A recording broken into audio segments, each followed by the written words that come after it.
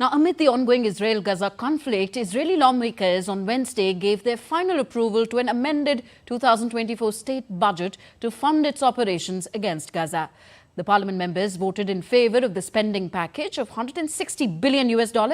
Additionally, Israel has announced that it will try to flood the Gaza Strip with humanitarian aid from a variety of entry points.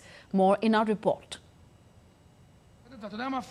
Continuing its operation in Gaza, Israeli lawmakers on Wednesday gave their final approval to an amended 2024 state budget to fund Israel's operations against Gaza. Parliament members voted in favor of the spending package of $160 billion. The plan also includes higher allocations for health, education, police and welfare. Knesset has approved a good budget by a solid majority. Not a budget we liked from the beginning. We didn't want this war. But under the circumstances, it is a good budget with 4 goals. Support the war efforts until victory.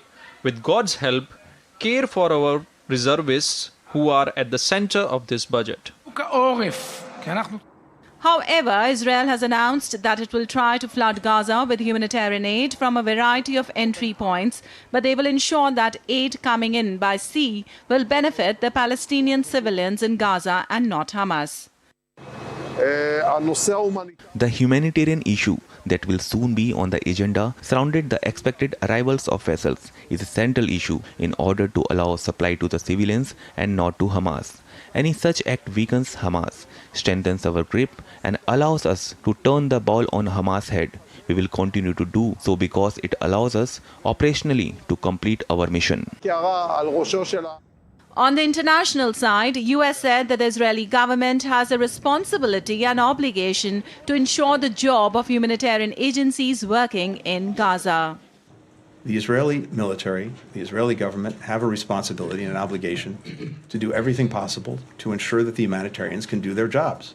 And among other things, that means making sure that if there's a humanitarian facility that's clearly identified, it's not struck.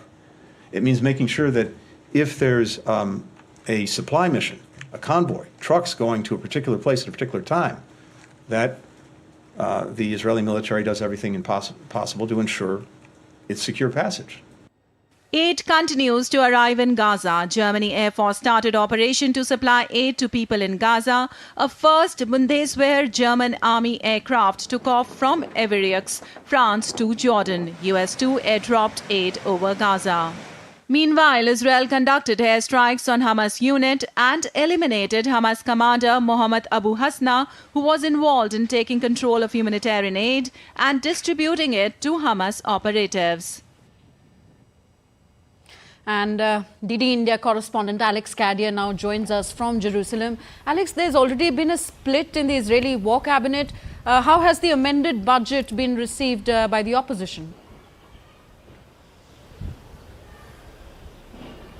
Well, you've got 2 different political stories there, and we'll start with that opposition reaction to the amended budget. Of course, a budget that had to be updated as a result of this war. And Yair Lapid, excuse me, who was the leader of the opposition in the Knesset, said Israel's most sectarian, disconnected from reality and irresponsible budget has been passed with cowards' votes. So that gives you a sense of the strength of feeling of opposition against that budget, which passed with 63 votes to 55. So it was narrowly passed.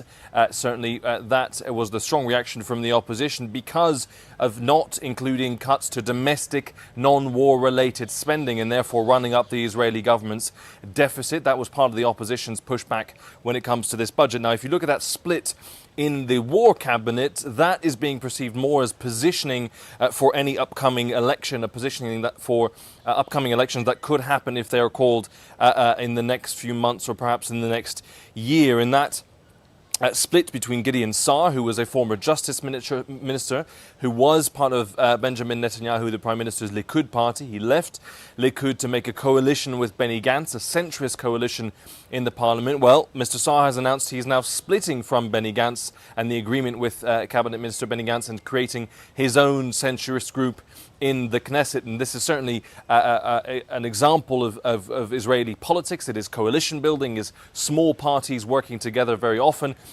in wartime and in peacetime, and certainly that national unity government of the war cabinet bringing multiple parties that were political opponents together seems to be fraying a little bit, or at least this is the first example of that fraying towards particularly a possible positioning for that upcoming election, should it be called.